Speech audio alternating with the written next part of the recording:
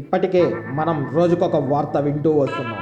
గత వారం కిందటే నిహారిక ప్రభాస్ పెళ్లి అని సోషల్ మీడియాలో చక్కర్లు కొట్టింది. మరి ఇప్పుడు సాయి పల్లవి వరుణ్ తేజ్ నిశ్చితార్థం అంటూ సోషల్ మీడియాలో ఒక వార్త హల్చల్ చేస్తుంది. ఇది నమ్మాలా వద్దా అని సందిగ్ధంలో ఉన్నారా?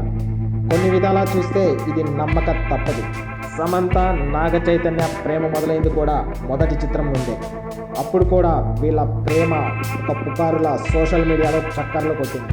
అలాగే వరుణ్ తేజ్ సాయి పల్లవి ఒకరి మీద ఒకరికి మంచి అభిప్రాయాలు ఉన్నాయి.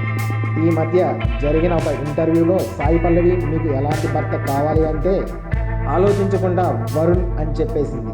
దానికి వరుణ్ కూడా సంతోషించాడు. సాయి పల్లవి ఫేమ్ ఇప్పుడు టాలీవుడ్లోనే కాదు, బాలీవుడ్, కోలీవుడ్ అమాంతం పెరిగిపోయింది. ఇక వరుణ్ కూడా భిన్నమైన చిత్రాలతో అందరినీ మెప్పిస్తూ వస్తున్నాడు.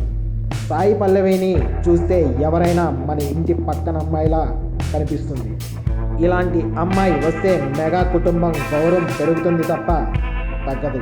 కాబట్టి ఈ వార్త ఎలా చూసినా నమ్మేలానే ఉంది.